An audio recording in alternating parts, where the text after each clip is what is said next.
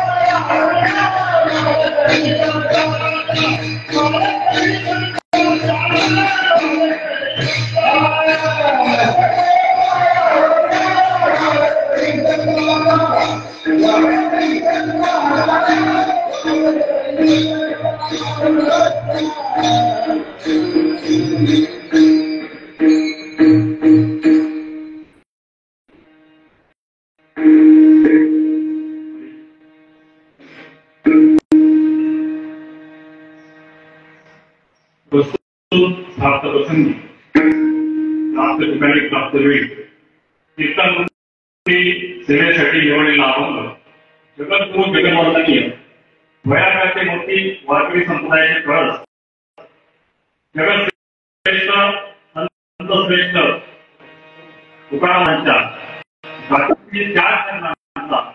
देवाला त्याच्या स्वभावाची जाणून देणारा अभंग आहे.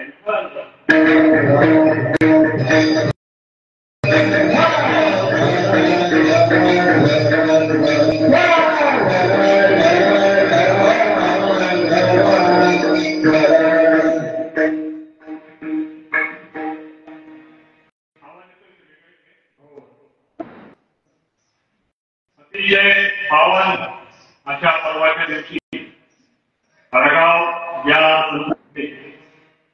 मला कीर्तन सेवेची संधी मिळाली. प्रथमतः मी स्वतःला धन्य समजतो. खऱ्या अर्थानं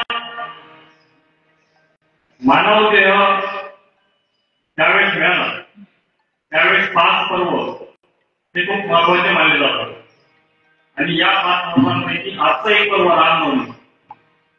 रामाचं चिंतन करावं, रामाचं भजन करावं आणि ती पुण्याची आपल्या मनात पाठवून घ्यावी. याच्यापेक्षा सुंदर काय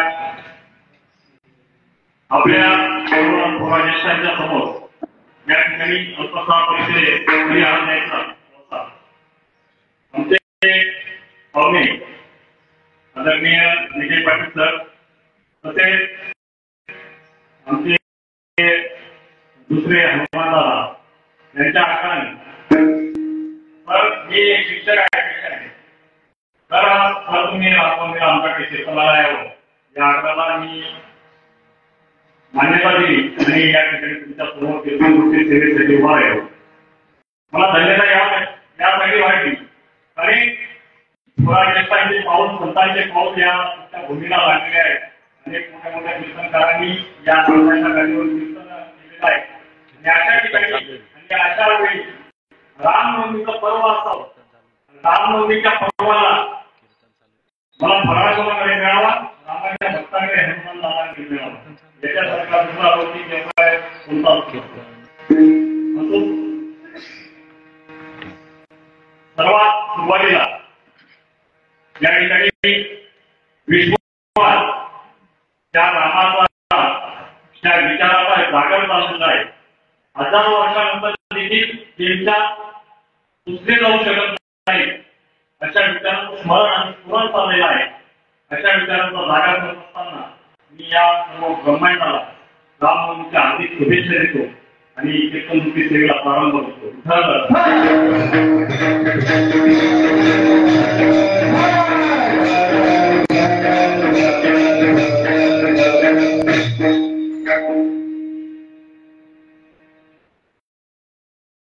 कीर्तन ही अशी एक बाजू आहे कदाचित थोडंसं माझं पूर्ण वाटतं. कीर्तनातून प्रबोधन व्हावं, समाजाला संतांच्या विचारांची परंपरा माहीत पडावी, संतांचे विचार हे प्राकृत भाषेतच होते, परंतु ते आणखी सोपे करून मिळावे यासाठी तलाठी उपाययोजना केलेली आहे. या हास्य विनोदी कीर्तनकार आले, रंगणारे आले, पण सर्वात महत्वाचा हेतू असतो तो जनाचा याच्याशिवाय दुसरा हेतू नसावा असं माझं वैयक्तिक मत आहे. पर्यायानंतर अवतार हा शब्द आपण 3 वेळा ऐकला असेल. दिव्य अवतरण झालं या भारताच्या भूमीत, दिव्य अवतरण झाली आणि भारताची भूमी सुजलाम सुफलाम झाली, खूप मोठं नाव झालं आणि त्या अवतरणाचं कार्य संपुष्टात आलं नाही. परत पुन्हा ते अवतार झाले आणि त्या अवताराच्या विषयी आपण अनेक माध्यमातून श्रवण करतो. खरे आपण अवतार म्हणजे काय आपण हे जाणून घेऊ. अवतार हा शब्द जर आपण मराठी शब्दकोशात पाहिला, अवताराचा मराठी शब्दकोशाचा अर्थ होतो की वरून खाली येईल. वरून याचा अर्थ स्वर्गातून किंवा नरकातून असा होत नाही. थोडंसं स्पष्ट बोलतो का? स्वर्गातून नरकातून या संकल्पना ज्या असतील त्या काल्पनिक असू शकतात, मला ते माहिती नाही. परंतु अवतार म्हणजे याचा मराठी शब्दाचा अर्थ होतो वरून खाली येणे. आपण थोडंसं चिंतन करूया त्याच्यावर. अवतार याचा अर्थ मी शोधत असताना विचारवंत अनेक तत्ववेत्ते यांनी अवताराची महत्त्व मांडलेली आहे. त्या पाश्चात्य विचारवंतांची किती महत्वाची मतं होती. एक भट नावाचा एक विचारवंत आहे, तो असं म्हणतो अवतार म्हणजे काय, तर त्याची व्याख्या अशी आहे अवताराची. God becomes man, god becomes man so that man can become God. God वाटलं नाही कळतंय? थोडंसं सोपं करून सांगतो, मराठीत सांगतो. गॉड बिकम मॅन, देव माणूस होतो. देव कधी कधी माणूस होतो, कारण तो देव कधी कधी माणूस होतो. काय नाही, देव कधी कधी का माणूस होतो, कारण की माणसाला कधीतरी देव झाला पाहिजे. माणसाला कधीतरी देव झाला पाहिजे ही अपेक्षा होती आणि त्या अनुषंगाने व्याख्या केली गेली. देव कधी कधी माणूस होतो कारण माणसानं कधीतरी देव झाला पाहिजे. आता या धक्काबुक्कीच्या युगात मी असं म्हणले ही व्याख्या चुकीची आहे. चुकीचे म्हणण्यापेक्षा कालबाई आहे. आपण बऱ्याचशा त्याच्यावर प्रश्नचिन्ह दिसत आहे. मला नमस्कार, बऱ्याच ठिकाणी तर बोललो, हा प्रश्न मला बऱ्याच वेळा विचारला. आता मी व्याख्या सांगतो की तुम्हाला पटेल. देव कधी कधी माणूस होतो कारण माणसानं कधी कधी माणूस झालं पाहिजे. म्हटलं का मग माणसानं कधीतरी माणूस झालं पाहिजे त्याच्यासाठी देव माणूस होतो. हे अवताराचं कार्य आहे. अवतार याच्यासाठी नाही चमत्कार घडले, सुदर्शन चक्र फिरवलं, याच्यासाठी चमत्कारासाठी देव जन्माला येत नाही. देव जन्माला काय येतो, त्यांचे विचार जे जन्माला आलेले आहेत तेच विचार पुढे पुढे या माणसाने आपल्या आचरणात द्यावेत आणि आचरण शुद्ध बनवावं याच्यासाठी देवाचा अवतार काढाय. म्हणून आम्ही अवतार काढायला फक्त चमत्काराच्या भूमिकेत पाहिलं म्हणून वापरलं तरी, म्हणून आज कीर्तनातून चपला सुरू झाला. तुमच्या गावाला जातो जाता का तुमच्या गावाला? अवतार कार्य धर्मरक्षावया अवतार घेत. तुकाराम महाराज अभंगाच्या पहिल्या शब्दात म्हणतात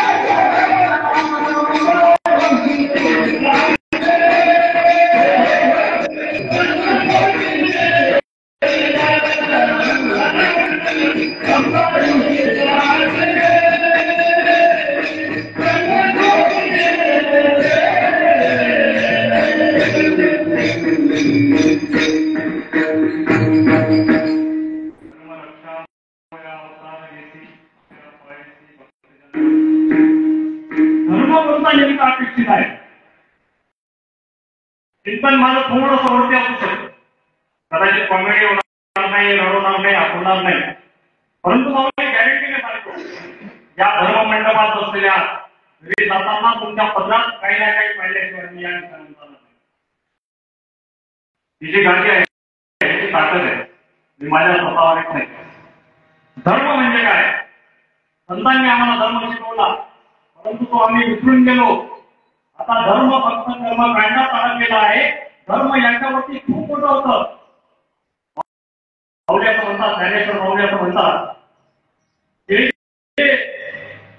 श्रेष्ठ आहे, जे जे सत्य आहे त्याचा विचार केला तर तो खरा धर्म आहे. तुकाराम महाराज तेच पुढे सांगतात, सत्य तोची धर्म, असत्य तो अधर्म. सत्य हाच धर्म आहे, असत्य हा अधर्म आहे. आम्हाला काय शिकवलं? हिंदू, मुस्लिम, शीख, इसाई ही धर्माची नावं असली तरी आपण आम्ही हिंदू लोक करतो. सिंधू नदी, सिंधू संस्कृती जी होती त्यावेळेस परकीय ज्यावेळेस आले, त्या परकीयांनी आपला त्यांचा सचा उच्चार नव्हता, हचा उच्चार होता. आजही पाली भाषेचा अभ्यास कोणी करणारा असेल त्यांना लक्षात येईल. स आणि शचा उच्चार, हचा उच्चार करतात. त्यांनी हिंदूचा उच्चार हिंदू असा केला. हिंदूचा उच्चार फक्त सिंधूला ते फक्त हिंदू असं म्हणायचे. त्या ठिकाणापासून आमच्या मागे हिंदू हिंदू हिंदू ही परंपरा लागली. श्रेष्ठ होती याचा दुमत नाही, आपली संस्कृती श्रेष्ठ होती या दुमत नाही, परंतु आम्ही कर्मकांडात अडकत गेलो. शास्त्राला देखील हे सांगितलं, यदा यसे काले भवति भारत युद्धानाम धर्मस्य तदात्मनं निजाम्यहं परित्राणाय साधूनां धर्म संस्थापनार्थाय संभवामि.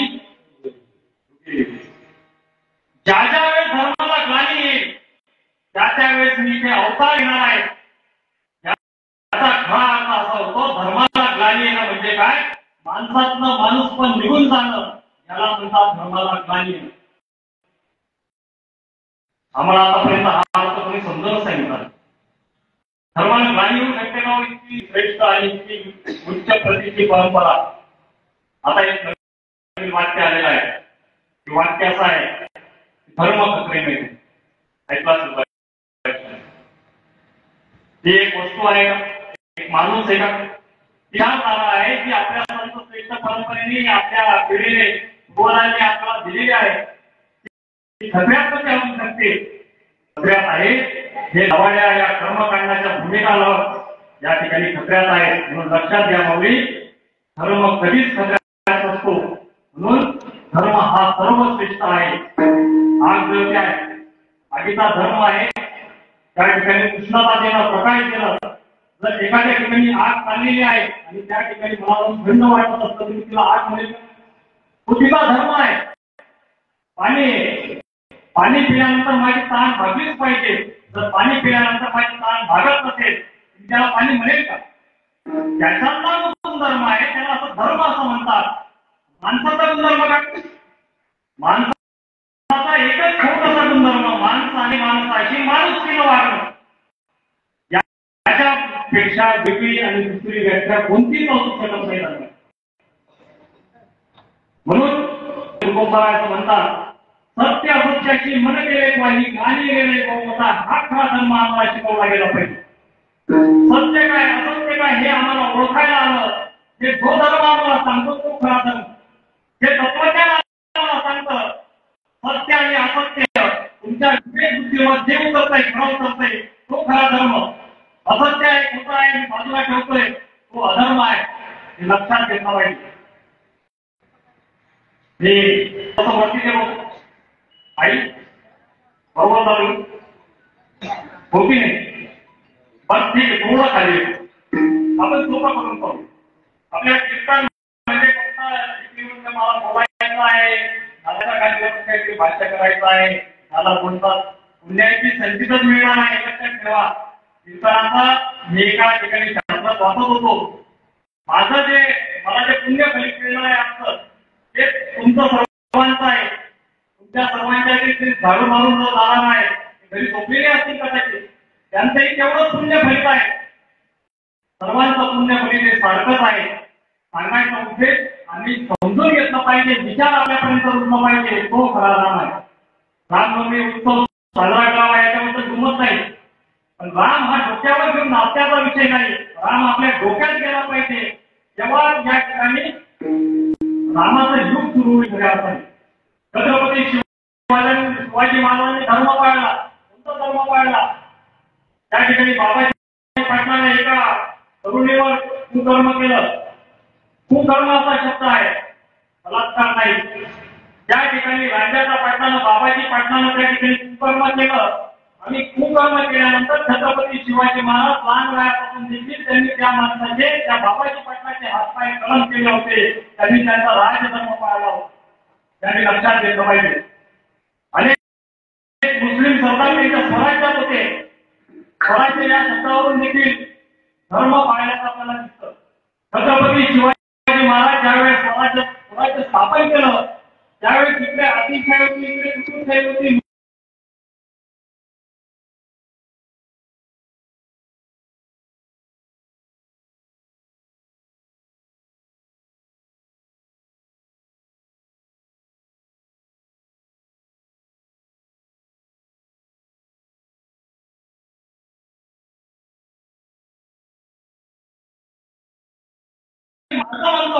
त्यावेळेस त्याची स्वतः काळजी घेतो.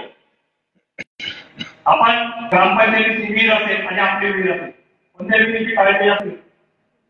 आपल्या विधीची. म्हणून लक्षात घ्या, सर्व जाणकार लोकांना विचार हे आचरणात आले पाहिजे आणि हे संत परंपरा, ही विचारधारा ही आपली आहे हे आधी मान्य करावे. ही ज्यावेळेस आपली आहे आम्ही मान्य करू त्यावेळेस ती आमच्या अंतर्मनात कर्तव्य आहे. म्हणून तुकोबा आहे की वचन पुन्हा सांगतो, सत्य असत्याची मन केले पाणी मानले नाही. मला सांगितलं गेलं गाड्या केलेल्या आहे.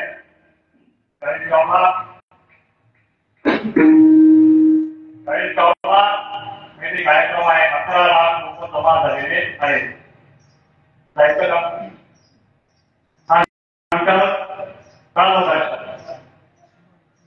हा विचार ज्यावेळेस अंतर्मनात येईल त्यावेळेस लक्षात घ्यायचं, सत्य असत्याची मन केले पाहिजे माने नाही होता. हा विचारच आपल्याला चालणार आहे या जीवनातून. यशस्वी होणार आहे आपले जीवन. आता बरेचसे वयाला ज्येष्ठ मंडळी असं म्हणतात की मला यशस्वी होऊन काय पाहिजे, मला फक्त पुण्याची कमवायची. माऊली पुण्याची कमवून आहेत यशस्वी जीवनात. लक्षात घ्या, एक लोटा जगणे कितपत समस्या साध्य होतील हे सांगता येणार, परंतु तुकोबारायांच्या गाथेचे विचार जर आचरणात आले तर तुमचं जीवन सफल झाल्याची नाही. विठ्ठल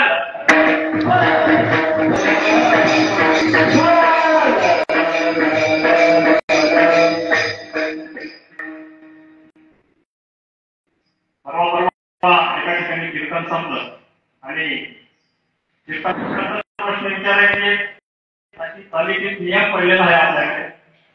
कीर्तन संपलं आणि एक जण म्हणाला, महाराज पूर्वी वडाच्या लिंबाच्या पिंपळाच्या झाडावर फुलं राहायचे. जायचे का महाराज?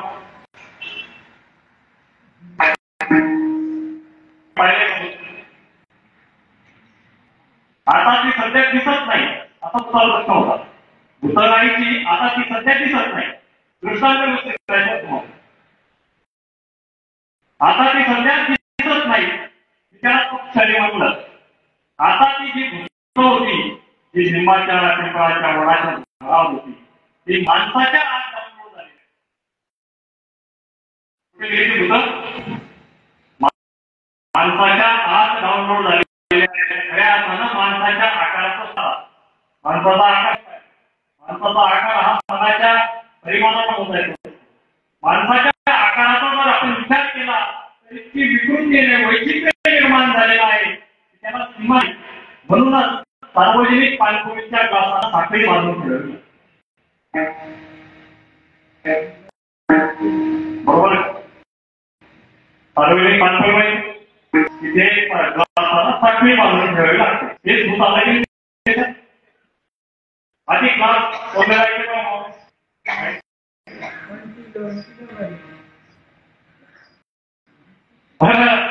सांगायचा उद्देश असा की आम्ही राम जन्माचं जे स्वागत करतोय आणि हा जो उत्सव साजरा करतोय हा उत्सव विचारांच्या रूपानं साजरा झाला पाहिजे, तेव्हा आमचं आचरण सुधरेल ही गोष्ट ध्यानात येते. राम राम राम म्हणजे आहे मंदिर बांधून रामाचे विचार आचरण आणू शकत नाही आपण, लक्षात घ्या. आम्हाला रामाचं युग आणायचं असेल तर आम्ही पुढच्या पिढीमध्ये रामाची विचार संक्रमण रामाचे युग आणू शकतो. आई जिजाऊने काय केलं? आई जिजाऊने छत्रपती शिवाजी महाराजांना देवदेव करायला लावलं. जा बाबा मंदिरात तपश्चर्या कर, देव मानला पाहिजे, याच्याविषयी दुमत नाही. हे वाक्य लक्षात ठेवा मौली. माणूस हा धार्मिक असावा पण धर्मांध असू नये. छत्रपती शिवाजी महाराज हे धार्मिक होते, धर्मांध नव्हते. ज्या वेळेस मी या धर्माची चाकोरी सोडून बाजूला जाईल त्या वेळेस या धर्माच्या पायापासून मी जर ज्यावेळेस बाजूला जातोय, लक्षात घ्या मी धार्मिक नाही, धर्मांध आहे. मी एक शब्द परत बोलतोय, धर्म काढणं. त्या ठिकाणी जवळ देवगिरी नावाचा किल्ला आहे. या देवगिरीवर यादवांचं साम्राज्य होतं आणि या यादवांच्या साम्राज्यामध्ये हेमाद्री नाम मंदिर नावाचा एक त्यांचा सचिव होता. याच्या पूर्वीपासून हा धर्म होता. आपले जे धर्म तथाकथित धर्म होते हे पूर्वीपासून होते. या हेमाद्री पंडितांना काय केलं, कर्मकांडाची यादी तयार केली, त्याच्यात आपल्याला अडकवण्यात आलं. मग आता काय होतं, आम्ही जर पुन्हा पाहिलं तर अमेरिकेची सुनीता विल्यम्स काय करते माहिती कधी सध्या यानात बसते. एक मोठं यान असतं रॉकेट, त्या यानात बसली ती या पृथ्वीच्या क्षेत्राच्या बाहेर जाते, अवकाशात फिरून परत पृथ्वीवर येते आणि तिथं संशोधन सुरू करते. आता त्याची तुलना भारताची करा. आपल्या भारतातल्या अळगावातली सुनीता काय करते, ती यानात बसत नाही, ती स्वतः मोठी फिरते. त्याला आम्ही म्हणतो अंगात येणं. अंगात येणं वाईट नाही, अंगात येणं वाईट नाही, परंतु ज्या वेळेस आमच्या अंगात डॉक्टर बाबासाहेब आंबेडकर, छत्रपती शिवाजी महाराज, संत तुकाराम महाराज ज्या वेळेस आमच्या संगीताच्या अंगात येतील त्यावेळेस आमचा भारत देश हा सत्ता झाल्याशिवाय राहणार नाही.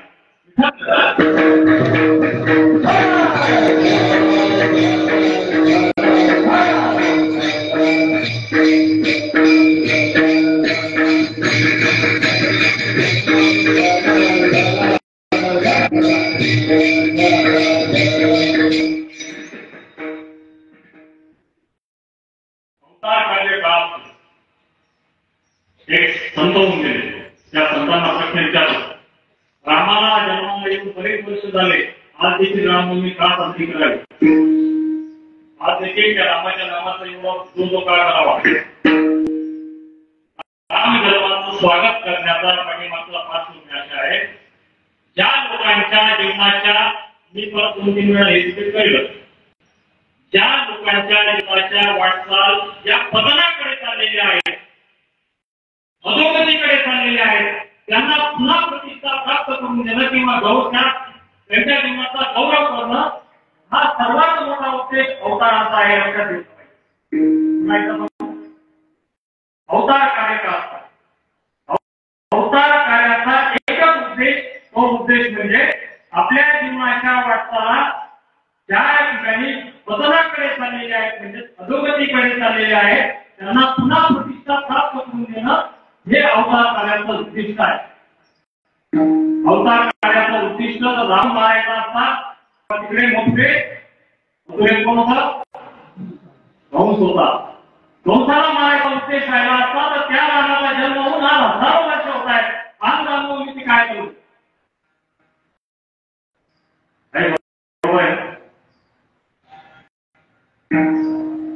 रावण कंस गेले आतापर्यंत अमरपणे झाले. आला ज्याला तो आला त्याला जायचंय, समजून घ्यावं का? खूप महत्वाचं आहे. आपलं आयुष्य बदलणार आहे. आपल्या गावातला कोणी असेल तर माफ उदाहरण दाखल केलं आपल्या गावातला टेम्पोडू हा सकाळी 5 वाजता अटॅक येतो आणि 6 वाजता रामोलो अटकता घेतो. तर मला सांगा माऊली, त्या रामाला आणि त्या कृष्णाला एक अटॅक लंके आणि एक अटॅक माऊली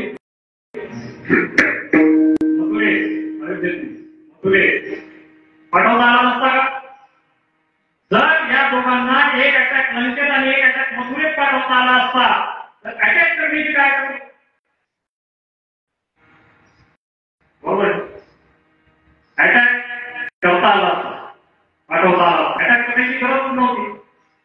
खऱ्या अर्थानं रामानं रावणाला मारणं, कृष्णानं कंसाला मारणं हा अवताराचा उद्देश नाही. अवताराचा उद्देश हा खूप मोठा प्रचंड असा विस्तारित आहे, व्यापक आहे, हे लक्षात घेतलं पाहिजे. राम असाही गेला असता, राम असाही गेला असता पण शबरीच्या मुलांचा गौरव कोणी केला असता. राम असाही गेला असता अहिलेचा उद्धार कोणी केला असता.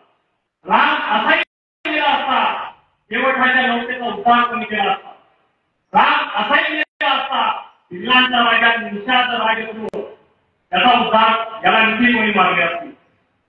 रावण तसाही गेला असता आळूबाईच्या अंगावर मायेचा हात कोणी फिरवला असता.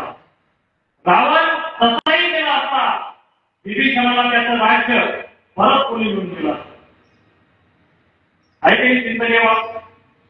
म्हणून रामाला रावण मारणं हे अवताराचं कार्य नाही. अवताराचं कार्य आहे ज्यांच्या जीवनाच्या वाटचाली पतनाकडे चाललेल्या आहेत त्यांना पुन्हा प्रतिष्ठा प्राप्त करून देणं. आता हे शब्द थोडेसे अवघड वाटत असते, थोडं सोपं करून. आमच्या अलीकडच्या काळात यमुना गीतेमध्ये जेवढा मोठ्या प्रमाणात वाढ झालेली आहे तेवढ्याच मोठ्या प्रमाणात कर्मकांडामध्ये वाढ झालेली आहे. म्हणून आपण प्रयत्नवाद देववादामध्ये आलेलो आहोत. मी आधीच बोलतो, देव आहे, धर्म आहे, सर्व आहे. धार्मिक धर्मांतर असू नये, दैववादी असावं, प्रयत्नवाद सोडून चालणार नाही, हे लक्षात घ्या. आम्ही नेमकं हेच केलं, दैववादाच्या मागे लागलो.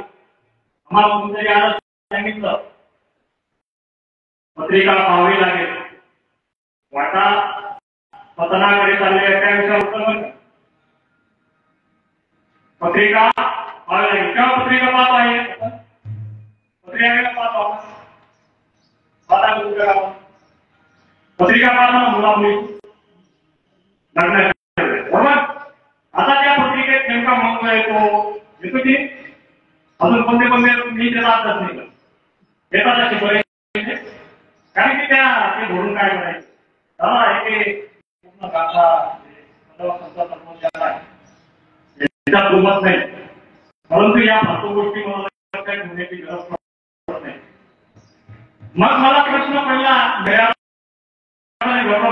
भूगोलाचा शिक्षक आहे किंवा तो मंगळ का लाखो किलोमीटर दूर आहे.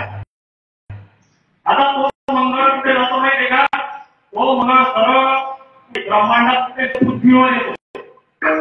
आता पृथ्वीवर पण त्याला दुसरं काहीच काम नाही.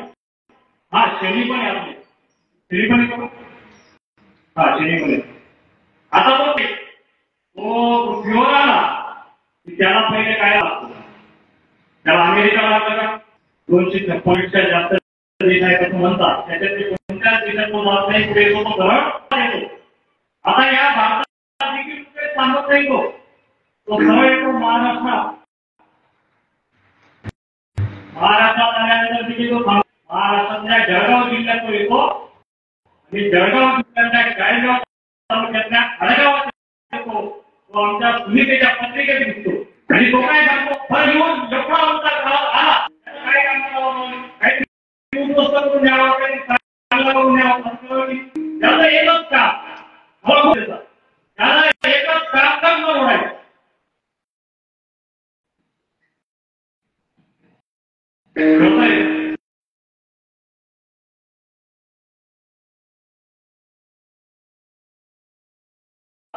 त्याचा कॉन्टॅक्ट नंबर मिळत नाही, त्याला फोन लावायचा आहे. अरे बाबा ते काम धंदे सोडून देतो आणि त्या सुनीताच्या पत्रिका येऊन बसतो. कोणी सुनीता ते परत तो सुनीताच्या पत्रिकेमध्ये येऊन बसतो आणि तो सगळी वाट लावून जातो. लक्षात घ्या, आम्ही जे विचार येतं आणि जो आचार आपला असतो त्याच पद्धतीने आपला लक्षात घ्या. आम्ही जो विचार करतो तेच आचरणात येतं आणि जे आचरणात असतं तसेच आपलं आयुष्य घडत असतं, हे लक्षात ठेवा. मग काय होतं, आमच्या पत्रिकेत मंगळ त्या सुनीतावर एवढं बंबाळणी होतं की ती मानसिकदृष्ट्या कमजोर होते आणि जी शिकणारी मुलगी अडगावातून 40 गावात पडायला जाते, बिचारी रात्रंदिवस अभ्यास करते, पास होते, त्या वर्षी नापास होते. मग आपल्याला आठवतं त्या टिंबटिंबाने आपल्याला सांगितलं या मुलीच्या पत्रिकेत मंगळ आहे, बरोबर झालं. आता तुम्ही जुन्या मंगळाला हा खेळ केला का तिच्या विचारांना हा खेळ केला, हे आपण लक्षात घेतलं पाहिजे.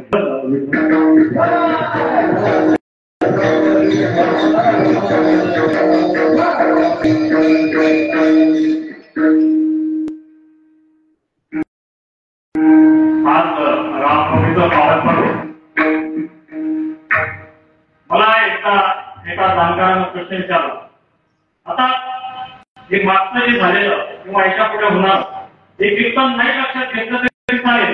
मी माझ्या समस्या म्हणून मी ही मांडतोय तुमच्या समोर. फक्त पुढच्या 10 मिनिटाचं कीर्तन श्रवण करा आणि ते घरी घेऊन. मला एका प्रश्न विचारला, जाणकार व्यक्ती होता, महाराज आपल्या धर्मशास्त्रानुसार उपवास किती करायचा?